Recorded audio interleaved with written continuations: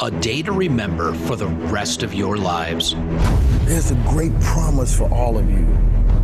The Pro Football Hall of Fame and Extreme Networks present the Heart of a Hall of Famer program. With nearly 100 Hall of Famers participating, we have reached 48 states around this country, sharing the message that football is more than a game and can teach Americans how to huddle up during a time when we need to be united.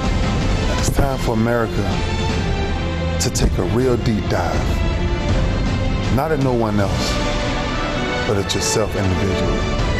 If you want to change America, don't brush your teeth with your head down. Look at who you are and be the example. Be the example. An opportunity to meet and learn from one of the greatest football players of all time. But more than that, the chance to see that their Hall of Fame life wasn't given to them. Single-parent homes, drug-infested neighborhoods, and poverty. I grew up in a neighborhood that was considered one of the worst in America, and the household I grew up in was one of the worst in that neighborhood. By the time I was 20 years old, I knew at least 30 friends or family members who had lost their lives. Football became like a second parent to me. It taught me the things that my father wasn't there to teach me, and that my mother, as a struggling, single-parent woman, just didn't know to teach me. But they learn how to live a life of character before pursuing their football careers. Today, you will learn you can do the same that they once did. Making good decisions can lead to a prosperous life both on and off the field. Your game for life has already begun. It's your decision whether or not you want to be a successful student, son, daughter, brother, or sister. Every one of you can have a Hall of Fame life, whether or not you play football. You can be as great as you want to be. The Hall of Fame is all about integrity, character, and excellence. You have the opportunity to represent yourself that way. You determine your character. Welcome to a once-in-a-lifetime program, The Heart of a Hall of Famer.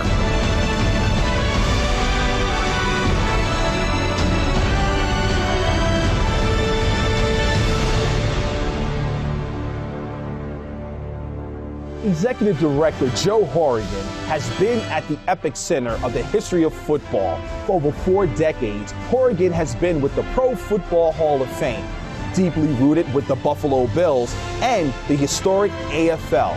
He was there at the first NFL draft. He has been to over 40 Super Bowls, 40 enshrinements, and preceded over 40 selectors meetings. He remembers it all well enough that this year he led the NFL committee to choose the top 100 players of all time. And guess what? In his spare time, he has written a book about the NFL 100. All right, and with that, I'd like to welcome you to the second ever special Heart of a Hall of Famer powered by Extreme Networks, featuring our great Hall of Fame staff. And today, we're lucky to have Mr. Joe Horrigan take place in this great program. And we'll get to Mr. Horrigan in a second. But first, I'd like to welcome everybody who's watching at home. Thanks for tuning in today. Remember, if you have any questions, make sure you submit them in the comment section, and we'll try our best to get them into the program. So, again, welcome. My name is Jake Ray. I'm the Youth and Education Manager at the Pro Football Hall of Fame in Canton, Ohio. And again, not coming to you from the Hall of Fame, coming to you, as Mr. Baker said, the greatest dining room he's ever seen here today. And I'm at home, working from home, just like everybody else is, whether you're at school, you're doing your school at home, whether you're working your job at home, or if you have to go to work, thank you. All of our frontline workers, all of the trash collectors, everybody who's got to go out on a day-to-day job and go out in the world today. We want to thank you for all your service and everything you're doing to keep us safe in this country today. So, like I said, we at the Pro Football Hall of Fame have a great mission statement. Our mission is to honor the heroes of the game, to preserve its history, to promote its values, and to celebrate excellence everywhere. And those values we speak on are those of commitment, integrity, courage, respect, and excellence, all of which not only make Hall of Famers great people, on the field and make them, allow them to get that bronze bust in Canton, Ohio, but it makes them great people off the field. And that just doesn't apply to football players or any athlete. It applies to musicians. It applies to youth and education managers. It applies to football historians and authors, and we'll talk about Joe here in a second. So I hope that you're excited today to hear, about Joe's career, both, within the game of football and outside the game, some of the great things he's got to take part in, some of the great things he's done after he stepped away from his time in Canton, Ohio. Before we turn things over to him, just a few thank yous. First, I'd like to thank our great partner at Extreme Networks. They do a lot of great work for us at the Pro Football Hall of Fame. They provide this opportunity here today, but they also do a lot of great work for school districts across the country. So first and foremost, thank you to our great partners at Extreme Networks. And secondly, I'd like to thank all of our students who are tuning in today. Like I said, it's a different time, and you guys are at home learning and taking part in a different type of learning. And we hope we can provide just a little bit of change up to your day and provide you a different educational opportunity. So thanks to our students, all of the teachers who passed along the message, who tuned in today, and all of those parents who allowed their students to their kids to tune in and watch today. So with that, it's enough of me talking. We're going to turn things over to a friend of mine, former coworker, football historian, author, you name it, he's done it, Mr. Joe Horrigan. Joe, thanks for connecting in today. Jake, it's a pleasure to be with you. I have to tell you, after watching that intro video, you made me feel old. And there was one little blooper in there that says I was at the 1936 NFL draft. I don't think so. My first job was at the AFL draft. I think that's what he meant to say. But yeah, it's been it was a great career at the Hall of Fame. I was there, as was said, for 42 years. Started out in 1977 when I retired a year ago, just about a year ago exactly. I retired as executive director. So it was a long career, one in which I thoroughly enjoyed. Not many people can say that they got up in the morning every morning for 42 years and looked forward to going to work. But in 99% of the time, that was the case for me. Like any job, it had its challenges. It had some things you had to get through, muscle your way through for the good of the organization, for the good of the game, whatever it might be. But in the end, I was very, very lucky to have the pleasure of doing what I did for so long. So normally when we have, our Heart of a Hall of Famers, we dive right into our Gold Jackets career and, how those values impacted the game. But since this is a special edition, I want to start things off a little bit different. So we're going to go through a list, 5 or 6 rapid fire questions here, just so the people watching on Facebook kind of get to know who Joe Horrigan is. So first question is your favorite NFL team. Without a doubt, the Buffalo Bills. Who else? That's where I grew up. I grew up in Buffalo. I was the ball boy with the Buffalo Bills in 1968 and 69 when I was a teenager. And really, from the time I was 15 until I went in the military, and when I was 19, I worked at every home game, doing either working in the press box or actually working for the whatever network television broadcast. Stand behind the broadcast booth with a ticker tape machine, which most people have no idea what a ticker tape machine is these days. But it was would feed information from all the other sports events going on at the same time. And I would then reach around the front of the broadcast wall, hand to the producer, and then they would give score updates and whatnot, whatever might have been going on at that time. So I've been, involved with the game in Buffalo for a very long time as well. All right, second question is your favorite player growing up. It was very difficult because when you ask that question, I get asked that a lot because I was around so many great athletes growing up as a kid. That was a second nature to me. It was not an unusual thing for me to be around athletes, but there were a couple of individuals who really were, made a profound difference, I guess it would be, in who they were that influenced me. A guy named Jack Kemp, who was a vice presidential candidate for the United States. He was also quarterback for the Buffalo Bills. Cookie Gilchrist was a great football player who a lot of folks aren't familiar with, but I would encourage you to look him up. He was the American Football League's version of Jim Brown. And there were other guys who you'll never hear of that, just as a young person being influenced by other people like Tom Day, Harry Jacobs. These were guys as a young person I grew up with. But since I've gotten involved with the game and in the sport for so many years, there have been so many more that I have had dealt with Ralph Wilson, the owner of the Buffalo Bills, became a dear friend, as did Dan Rooney. Both very influential in my career, but also inspiring. They were great leaders and had great character. So we touched on the sport of football now. Did you have a favorite athlete outside of the game of football? You know, I grew up, my father was a sports writer, so like I said, I was around the athletes all the time. So one of the first sports that I was, kind of, I want to say watching was because my father was covering was boxing. And, there were two boxers that they were local guys, and they both went on to, have pretty good careers. One named Bobby Scanlon, who was a New York State lightweight champion.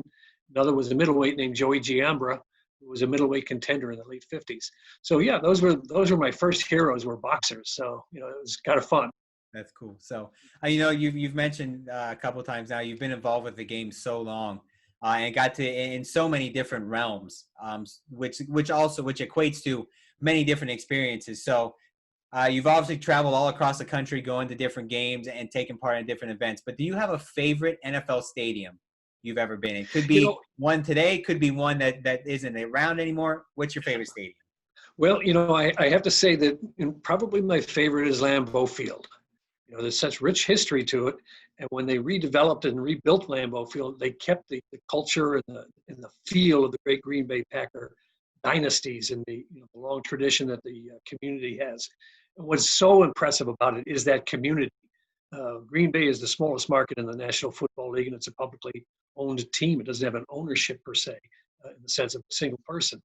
And the way that they have been able to do the things that many larger cities have been unable to accomplish, in getting great facilities for their team, great support for their team, it's just an amazing story. So I think their story, the Green Bay Packers, is kind of really exemplified with the great facility that they have for their team. I personally agree with that. Being a Packers fan, that is definitely the right answer, if there was a right answer. Oh, good. You're not going to cut me off now. I give you the thumbs up on that one.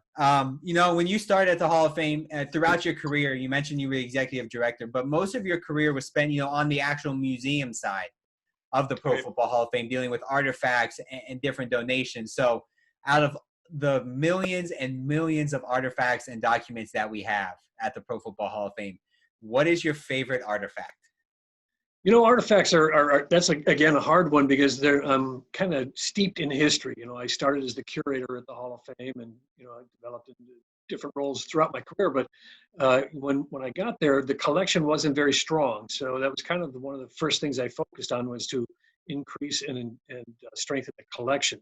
But what I found that the things that I would gravitated towards were those historical documents that really told the story more than just the singular event. There are artifacts that represent the great accomplishments of athletes or teams that happen in a singular sense. But I like kind of those documents that tell the story of the development of the league.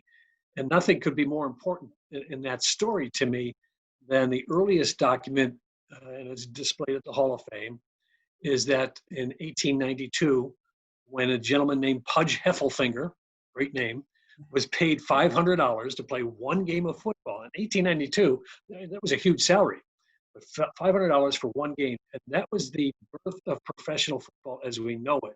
That was the first documented case of someone accepting money to play the game, which separated it from amateur.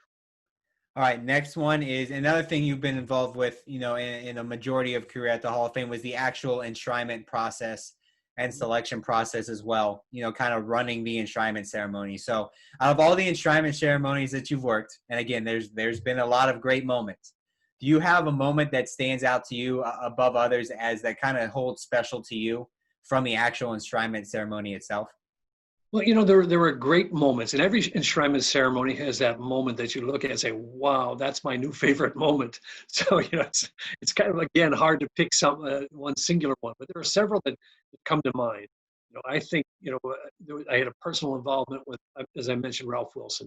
To see him honored after his long 50-plus year career in the business, he helped found the American Football League, was the founder of the Buffalo Bills, my team. That was a special moment for me.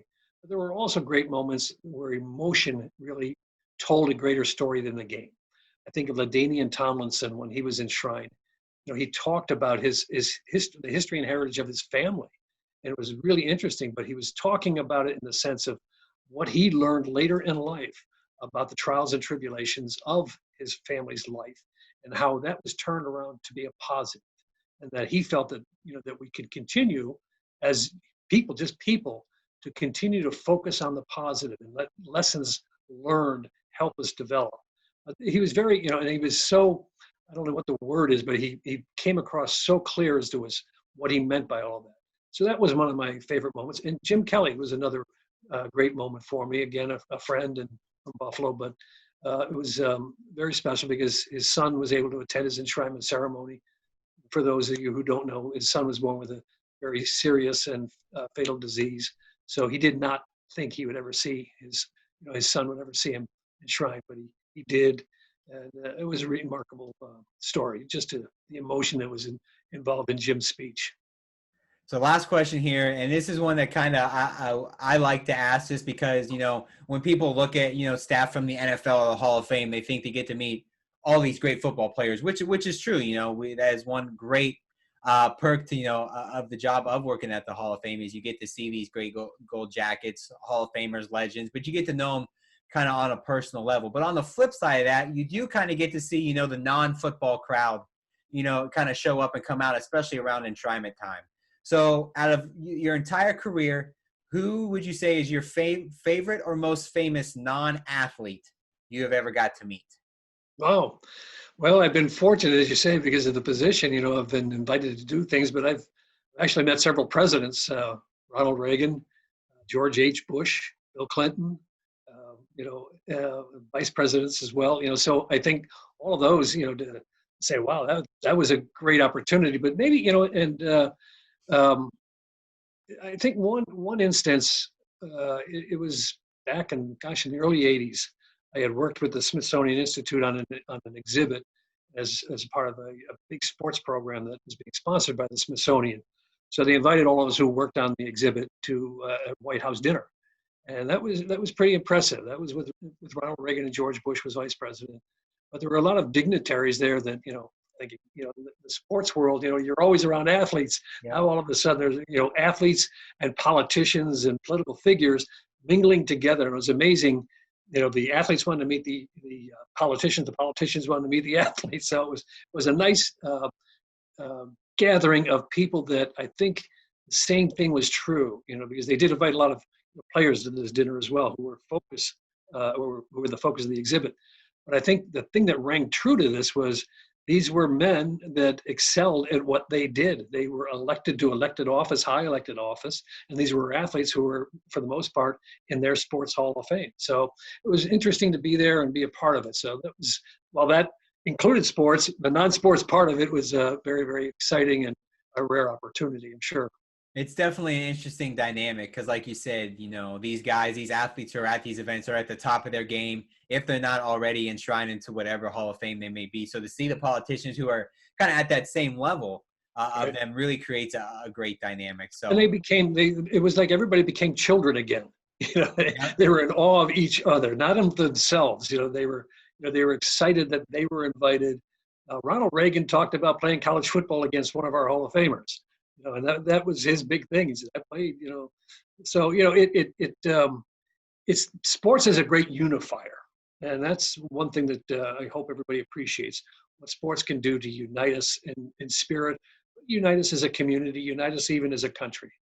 And I'm glad you mentioned that because I want to dive into that a little bit. As you can see behind me, I got this special book by a special author named Joe Horrigan, and we'll dive into what that process to come out with a book like this was. But through reading the book, there are some chapters in there, about the game of football and how important it is. After World War II, 9/11, how football kind of served as that unifier. And as you know, we are in a crazy, unprecedented time right now in our society and in our country. So how do you see the game of football and sports in general kind of being that unifier to bring society and the economy and everything, back together to what it was? Yeah, sport has always played a part, and I'll speak specifically to pro football, played a part of creating a sense of normalcy. Whether it's something that got interrupted that then is brought back, or whether it's just something that has us all stand united. And I'll go to, in World War II, for instance, there were great examples of great heroism from every American that, participated in the war. But we forget that a lot of athletes interrupted their pro football careers or delayed their pro football careers to serve in the military. And that was what Americans were doing across the board. But the way that the league at the same time was able to maintain a schedule, it was through great hardship and financial hardship. The owners at that time were not millionaires and billionaires. They were really sportsmen who just became a part of this fledgling league back in the 20s. But in the in 1940s, with the World War II going on, they actually had to merge teams together to have enough players to field a squad.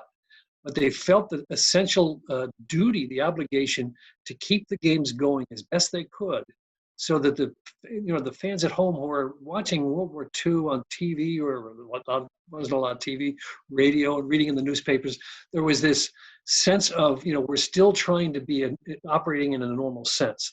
And then the NFL used its own platform of its popularity to help raise money for the war effort. Their preseason games, which they used to have 6 to 8 games during that time, they would donate the proceeds. Yeah, it was 6. I should say it was 6. They donated the proceeds to the war relief efforts to help families of servicemen. They had rallies to sell war bonds, which also did the same thing. So again, it was using the popularity of the athletes. And these athletes that were playing, most of them were either 4F or came out of retirement, or had a family that gave them an exemption, whatever it might have been. But they didn't escape. They were playing pro football and working at the same time, working in the war effort, working in factories to be war ready. So it's been a part of our culture, that sports has played a role in that respect. And you mentioned 9/11. 9/11 was, a terrorist attack on New York City, where obviously there's 2 NFL franchises, and in Washington, D.C., where there was 1. And then in Pennsylvania, we obviously have 2 franchises in Pennsylvania. So it was kind of incumbent upon those franchises to and they did make the decision, because it was a long discussion as to whether they would cancel the games that week. It was a very difficult decision, because they were looking for a sense of normalcy, saying, we are not defeated. You can attack us, but we're not defeated.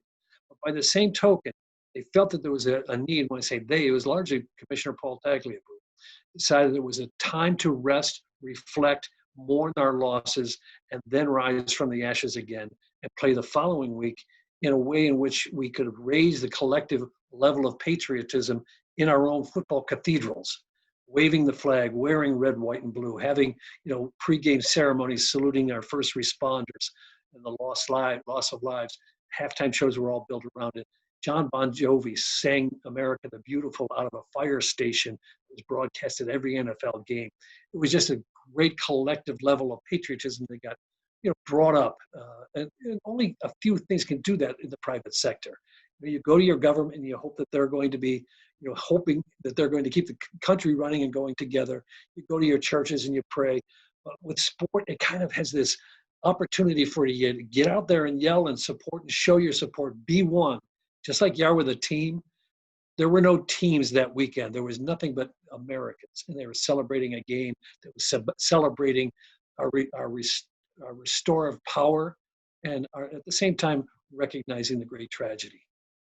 I think too that this apply to football. We use football examples. We like to say we're unapologetically football at the Pro Football Hall of Fame, but because we feel the game of football teaches so many life lessons. But it just goes for any sports. My family was talking the other day. NASCAR's coming on this weekend. Without fans, but there's going to be sports on TV, and we don't care that it's going to take 4 hours, but to have some, like you said, some sort of normalcy back to your everyday schedule is very important. A lot of these things. Jake, I was just going to add one thing if I could. Yeah, go ahead. The thing too is that just like what we're facing now with this pandemic, it knows no boundaries. It doesn't understand color. It doesn't understand religion. It doesn't understand borders.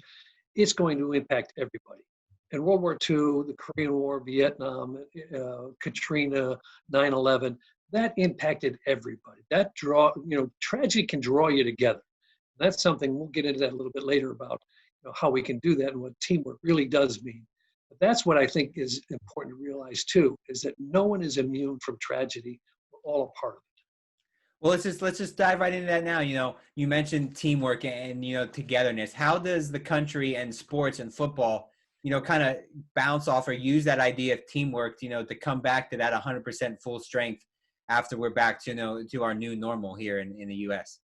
Yeah, sure. And it's become cliche when we talk about teamwork, but football, pro football in particular, really is a great example of teamwork. I shouldn't say pro football specifically because it's at every level.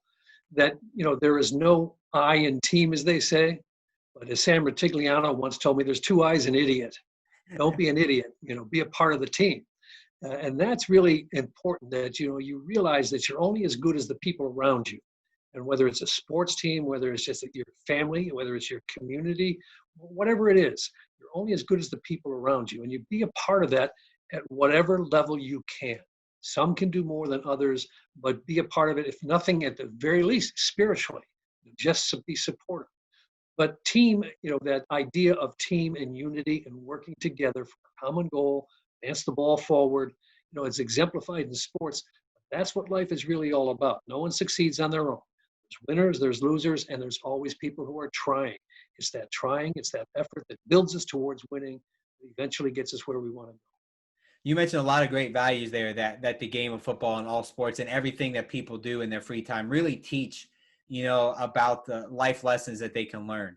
Our values, we mentioned them earlier: commitment, integrity, courage, respect, and excellence. How do you feel the game of football and all sports really teach those values, and how can you apply that to your normal everyday life? Yeah. Well, let's start with respect. That's one that, is very high on my list. When you look at a game, particularly a contact sport, where you're out there knocking heads and it's physical and it can be painful, but no one is angry. It is about a respect. It's a mutual respect. You're trying to achieve the same goal. Sometimes you get a little heated, but you always will respect your opponent. And that, if you don't respect your opponent, you will lose. That's important. And that's how you have to look at things in life, is with respect. You may not agree with what you're being asked to do, but at least respect the person who is asking it of you if they're the expert. And I see that a lot, as we discussed today about where we are with our quarantines and so on. Respect the people that are asking you to do something to help. It may not be impacting you, but you can demonstrate that you support the action that will protect others. I was thinking about the wearing of face masks. It's an act of respect. You may not think you need it. Maybe indeed you don't. But by letting someone else know that you're respecting their space, you're respecting their life in a sense, that's what it shows. If I could, I would tell a young person to put I over the mouth and put I respect, or I love, I understand, I care. That's why I'm wearing this thing. That's about respect. So, and again, it's something we can think of in terms of sport. You always show respect to your opponent. Now, everybody's got to learn these values somewhere, but a lot of us are very fortunate to have people we look up to in our lives, whether it be now or, when we were growing up as kids. Did you have somebody you looked up to that kind of epitomized these character qualities that helped you get to, where you are today? Well, I was very, very fortunate. My parents, and I know that might sound corny to some watching, but I had two parents, obviously, that second oldest of 10 children. So there's a lot that they had to go through to raise that many kids. But my father was very high in the integrity level. I mean, he preached it, he taught it, he lived it. And my mother, I tell you, I cannot say enough about, because I followed my father in sports. People always, say your father was such a great inspiration, which he was. But I'll tell you what, watching my mother and what she did to raise 10 children, my father died a young man.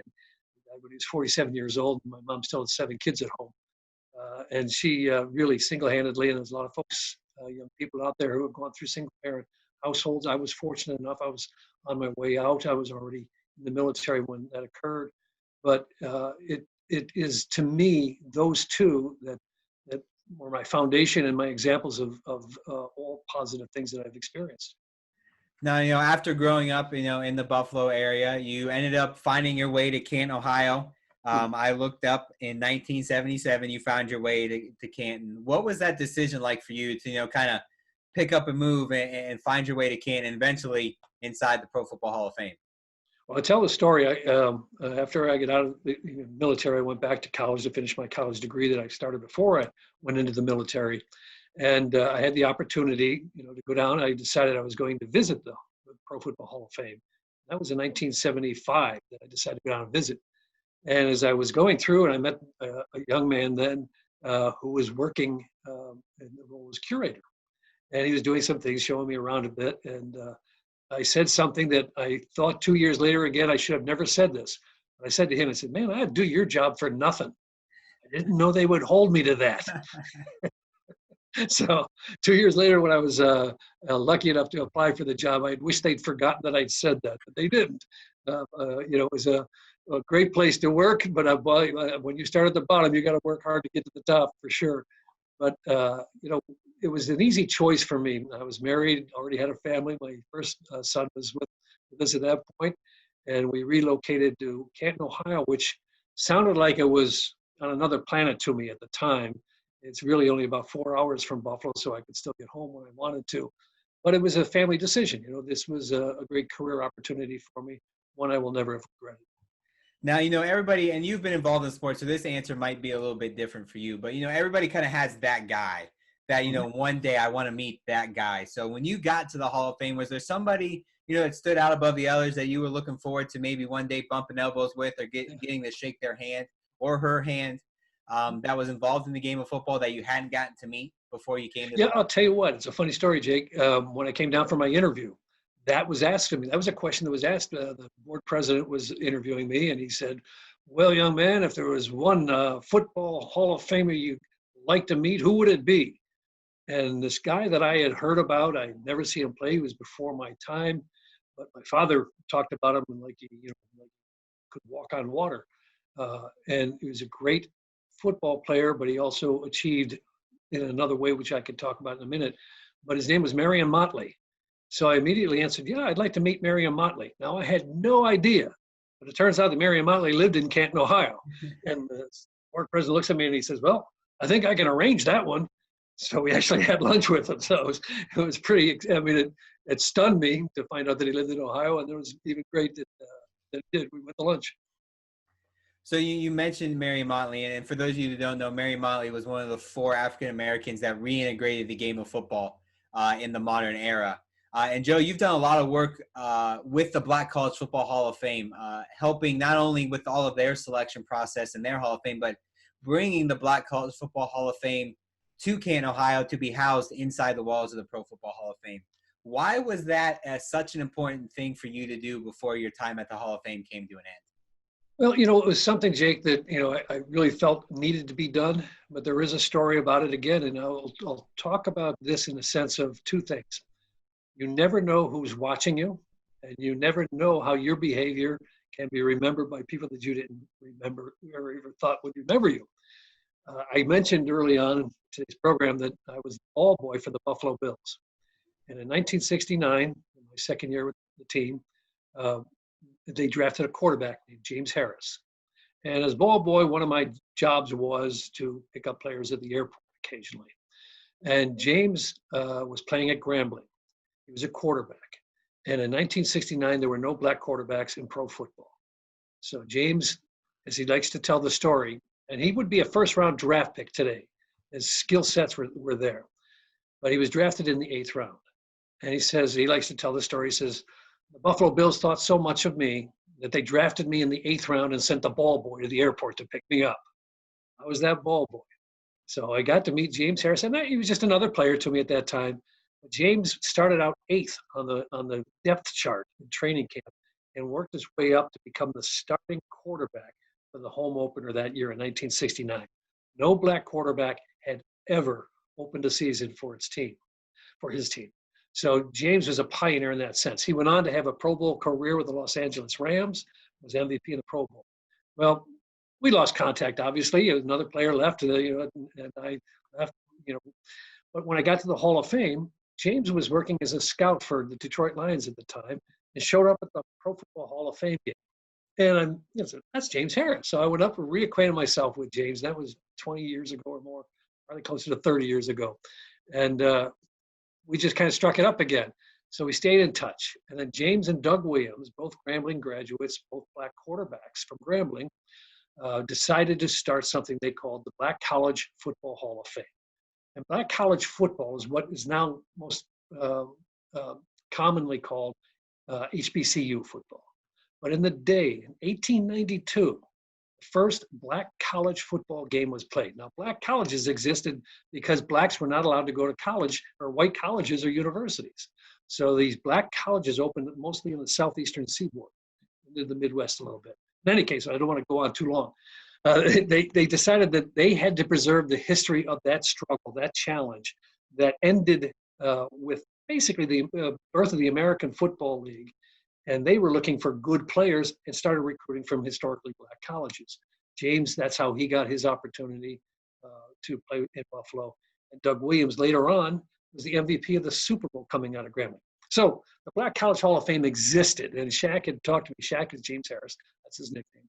Shaq had asked me to help him get started with starting their Hall of Fame and their selection process, and later invited me to be on their board of selectors, or board of advisors rather. So as that group grew, they realized that they wanted to have a permanent home, a facility to celebrate black college football and its history.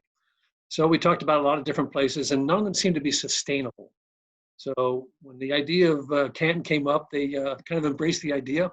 I brought it back to David Baker, who's president and CEO of the Hall of Fame. And I said, hey, I've got this idea, and what do you think? And he embraced it. David didn't even hesitate, embraced it, took it to our board of trustees, and they showed the courage it took to approve it. And we now have the Pro Football Hall of Fame, within the Pro Football Hall of Fame, a section for the Black College Football Hall of Fame. So you mentioned the story of Shaq Harris, and it's a great story. And that's something, you know, for those of you who have read Joe's book, that you know that's kind of what it's based around. You know, the stories that not a lot of people may have heard. You know, everybody hears about Marion Motley and Bill Willis, but not a lot of people hear about, you know, Shaq Harris. So going back to this book, and if you haven't bought it yet, get on Amazon, buy it. It's a great book, really great read. You can learn a lot of great tidbits about the game of football. But, you know, writing this book, was that always a goal of yours? And then why did you kind of decide, you know, I want to tell the stories that really haven't been told before? Well, this was actually my fourth book that I either authored or co-authored or was editor of, and been involved in, you know, contributing writer to several other books. But this particular one had a, you know, a special purpose for me because I was approaching my retirement age. I realized that. And at the same time, the NFL was approaching its 100th anniversary season. So I wasn't thinking about retirement so much as I was thinking about, I'd like to do that anniversary book celebrating the National Football League's 100th year. But I didn't want to do it as just this, you know, this dry historical perspective, you know, and then this happened, and then that happened, and this happened, and here's the great quarterback, and here's the great running back. I wanted to tell it in a different way because I've been privy to knowing a lot of the behind the scenes type of development that the league is going through. That's where I really enjoyed researching as an employee of the Hall of Fame. And I also wanted, as you mentioned, I wanted to tell some of the same stories, but a little bit more accurately. What was the real case? You know, not the legends, but the facts.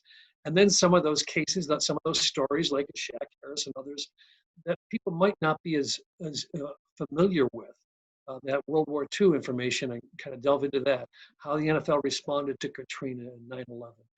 Things that I think you're not going to find in your normal Super Bowl book or whatever it might be. I wanted it to be a little different. So I had the greatest challenge, Jake, was that it's hard to put 100 years of history into one book. You could take every chapter, and I think there's 32 chapters. You could do a book on every one of those chapters. So I had to be succinct and cover the high spots. And I think I was able to do that. And there's a heck of a lot more. I'd love to do volume 2. So I'm sure I'll contemplate that in the near future. I got a question coming here from Facebook. Kind of a small story that people might not have heard of before. This is from Dennis. Question says, in the late 90s, Ralph Wilson was a great booster to help Cleveland regain the Browns sports franchise, or the Browns franchise. Do you have any stories about that situation, opportunity? Yeah, that's a great point. Ralph was a great friend of Art Modell's, but he disagreed with Art's decision to move to Baltimore. And obviously that was very deep scar for the Cleveland fans. I mean, who could believe that storied franchise could leave? But all the reasons aside, Ralph embraced the Cleveland fans and actually came down to Cleveland and met with the Browns backers at a local restaurant, and addressed them saying that I will vote against the move, which he did. But he said in the reality of the team leaving Cleveland, he was going to reserve a dog pound, and which was then called Rich Stadium, which is now New Era Stadium, the Bills' home stadium, and welcomed Browns fans to become Bills fans, and held that area so they could recreate their camaraderie that they had in the dog pound at Cleveland Stadium for so many years. But it was a bold move by Ralph, because that's not a popular thing to come out in public during such a contentious battle over that franchise move, and literally side with the fans and show his support by dedicating a section of his stadium to those fans. We had something. It's a story, Cleveland, they left and came back, and have all the Cleveland sports stories that there are. But that is one I didn't know, so I appreciate you diving in, and you taught me. See, I learned something today too.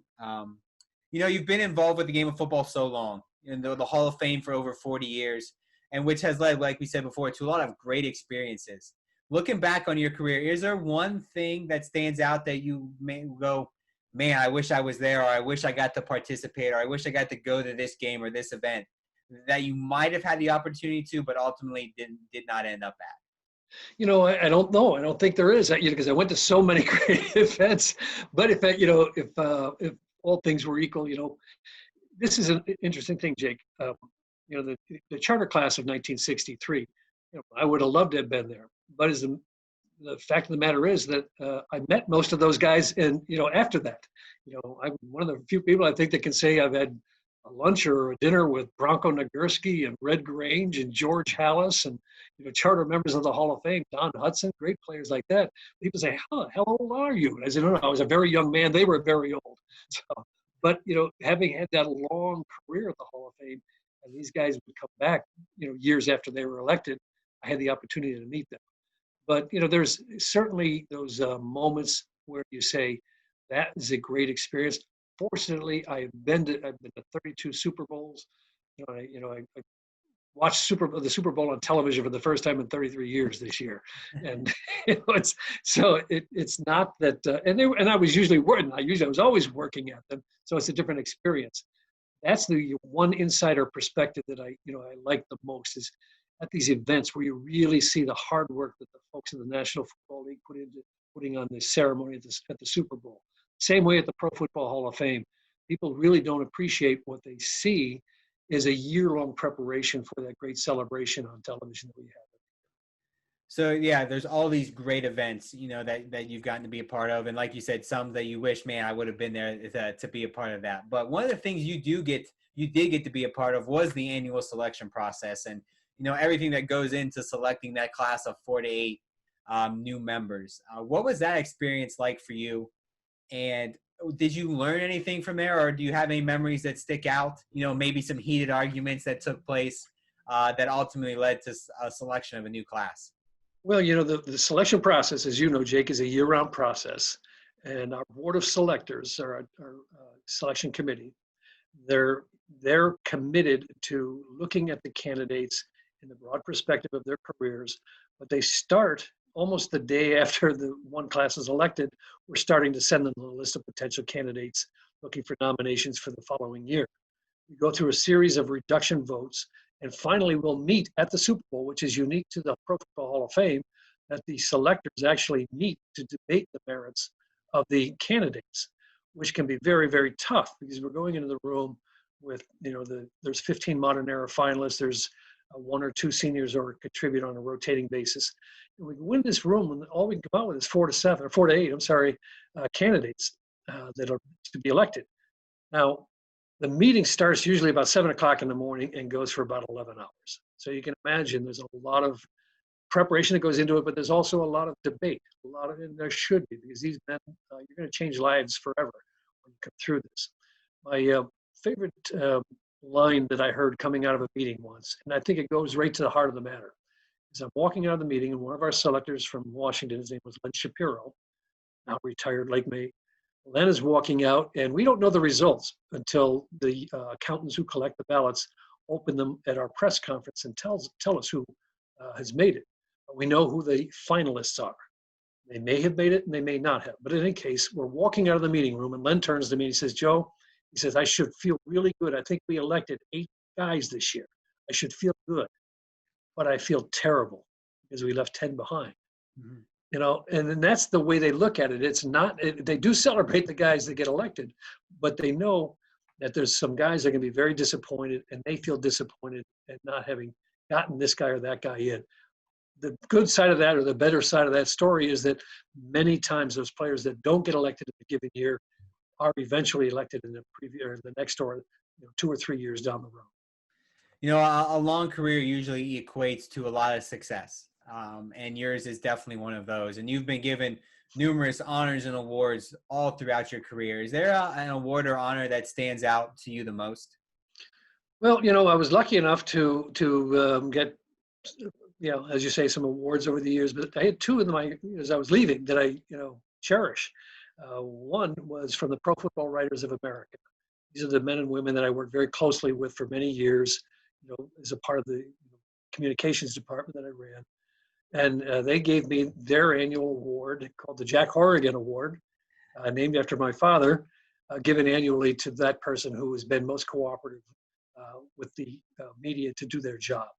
To me, that I was very, very moved by that, to end my long career being given an award named after my father, who gave me my opportunity to get involved in this sport, was just icing on the cake. And then the other award I got as I was leaving was from the Black College Football Hall of Fame, who gave me their Founders Award for the work that I did to help get the Black College Football Hall of Fame a permanent home in Canton. Now, 42-year career, I think, right? 42 years at the Hall of Fame? Yep. 42 years at the Hall of Fame. How many ever days that equates to? I can't do math off the top of my head. I know I work in the education department, so I should be able to. But throughout your entire 42 years at the Hall of Fame, what is one thing you learned from working in Canton, Ohio? Well, the biggest takeaway, and it comes back to that idea of teamwork. No one, you said I had a long career, but no one person ever can take the credit for what you see as a visitor when you come to the Pro Football Hall of Fame, because everybody touches every decision, everybody touches every exhibit, everybody touches every program. It's a collective work with the experts and the people who work at the Pro Football Hall of Fame. And you learn very quickly, while you're honoring those individuals who worked in a team environment. That's how it is at the Pro Football Hall of Fame. We're individuals, but we work in the ultimate team environment, and that is an inclusive environment that involves everyone. That's the best takeaway I have from the Pro Football Hall of Fame. So something else we want to touch on, and we do a lot of it at the Pro Football Hall of Fame. It's, that whole idea of, giving back to your community. At a time we are in today, we see all these flyovers for medical staff and all these fundraisers taking place for victims, of the COVID-19 virus. Why is it important for a community, kind of to give back to itself, and for, a player in the NFL or a Gold Jacket to give back to their community? Well, when you have the bully pulpit, let's call it the bully pulpit, where people are going to listen to you, you can help by sharing, just by being a part, saying, I feel your pain. I'm like you. You see me, I'm going through the same thing. That helps to understand the sacrifices, and in some cases, some suffering that goes on in times of need and times of stress. But a community, and a community, Jay, can be 2. If you're confined to your home and you're feeling really down, try to just lift yourself up, because it'll lift up the person that's with you. That's how you can give back. Giving back doesn't have to just be a flyover or a massive rally at the end of this thing. It has to be something that you do every day. You keep your family in mind. I have 2 adult sons. I keep in touch with them. My mother is 92 years old. I certainly keep in touch with her. So you do those sort of things. You try to instill your own personal sense of normalcy. Put a smile on your face. Don't complain. Be positive. Be forward-looking, not backward-looking. Enjoy what you can. Don't take risks, and help others. All right, well, this is going to be the last question for today, and then we'll give some announcements, and then we'll thank you for your participation and everybody watching. But this is the question I like to ask at the end of every program that we do, because I think it does provide a good wrap-up and a good piece, a good nugget of information to leave everybody, who's watching today with. So if you could give anybody watching today, they can be a student, parent, teacher. A lot of parents are teachers during this time. They could be a fan. We've got fans tuned in from all over the place. I got guys telling me to tell you aloha. So I'm guessing that they're from Hawaii. So yeah, we've been to Hawaii for the Pro Bowl for many years. Got great friends over there now. So we're all across the country. What is one piece of advice you want everybody to take away from this time today? Well, I'm a great believer in history, and history is a great educator. And if you look back at history, you'll learn that nothing is insurmountable, and that the harder the challenge, the greater the reward for meeting that challenge. And like I say, you don't meet challenges, you don't meet goals by yourself. You do what you can, but you know that collectively is how you will eventually conquer something like this. This too shall pass. And if you are so inclined, go and Google the pandemic of 1918. You will see such similarities as to what we're going through now and the sacrifices that people made that most of us don't even know about. 100 years later. I know that sounds like a lifetime, and it is a lifetime ago, but this is not unique. This is the American spirit will rise and lift us all through this, and we will conquer all the challenges we meet, but let's do it in a positive way. Let's try to understand each other. We have differences. Let's not play blame games. Let's just be together as one united country, one united community, and work for the greater good. Can't think of a better way to wrap up the second ever Pro Football Hall of Fame Heart of a Hall of Famer program, special Hall of Fame staff edition, with a big shout out to Extreme Networks providing the opportunity. He's called the foremost historian in the game of football, 42-year career at the Pro Football Hall of Fame, and now, as you see behind me, an author as well. So, Joe, I want to thank you so much for being part of this program. Thank you from myself, our team, Jerry, Nathan, that you worked so closely with throughout your career at the Hall of Fame. David and all of our executives at the Pro Football Hall of Fame. We want to thank you for not only participating in this event, but your service to the city of Canton, Ohio, and to the game of football. When we do these with Hall of Famers, I always like to say that the game of football wouldn't be the same without their influence. I think the same applies to you. The game of football wouldn't be what it is today. The Pro Football Hall of Fame wouldn't be what it is today without your influence. So thank you so much for everything you've done for the Pro Football Hall of Fame and for the game of football. Oh, thank you, Jake. I appreciate all that. So before we let everybody go today, just some quick announcements we want to wrap up. As always, make sure you're tuned into the Pro Football Hall of Fame social media accounts on Twitter, Instagram, and Facebook to stay up to date with all the great news and programming that we have coming up. We're debuting some artifacts. We have some special programming here coming up next week that I'll get to in 1 second and talk about those. So make sure you follow, subscribe, whatever it might be, to the Pro Football Hall of Fame. Second, if you're a podcast listener, which I know a lot of people are nowadays, make sure you tune in, subscribe to the Pro Football Hall of Fame's podcast, The Mission, hosted by my friend and coworker, Mr. Jameer Howerton, where he interviews Gold Jackets and people alike. He had Mr. Baker on last night with Mr. Michael Klein. So make sure you tune in and listen to those to kind of get another deep dive into the game of football. We got some awesome programming coming up next week. We're going to be doing our last Heart of a Hall of Famer series, our Heart of a Hall of Famer program, this time featuring Gold Jacket and Ohio State Buckeye. I got to plug that in there. Minnesota Viking great Mr. Chris Carter will be tuning in with us on Thursday at 12 p.m. Eastern. So make sure you follow along. We'll be doing the same type of program. I think, actually, I'm going to be coming to you live from the Hall of Fame. So you won't get to see this lovely dining room anymore. You'll get to see our great studio in Canton, Ohio. So next Thursday, the 21st, Chris Carter will be doing a Heart of a Hall of Famer at 12 Eastern right here on Facebook. And then on Friday, we got another really special program. The Pro Football Hall of Fame does a lot of work with Strong Youth, Strong Community, and the Centene Corporation. We're going to be providing really a once-in-a-lifetime opportunity. We're going to have Gold Jackets Darryl Green, Anthony Munoz, and Aeneas Williams take part in a program that will be hosted by our own governor, Ohio Governor, Mr. Michael DeWine. So make sure you tune in. That's going to be on Friday, the 22nd. So Chris Carter, the 21st, you get to hear from Governor DeWine and 3 great Gold Jackets on the 22nd. So make sure you're staying up, stay tuned to all of our social media channels. With that, Joe, I'd like to thank you one more time. Thank you for everything. Thank you for tuning in. For all of our viewers, thank you for watching. Thank you for listening to us talk back and forth here for this last hour. We greatly appreciate it, and we hope you can tune in in next week for all of our great programming. So again, Joe, thank you so much. Pleasure, Jake. And we'll see you guys next time here for the Pro Football Hall of Fame's Heart of a Hall of Famer program, powered by Extreme Networks on Facebook. Thank you, everybody, and we hope to see you in Canton at the Hall of Fame one day. See you, everybody.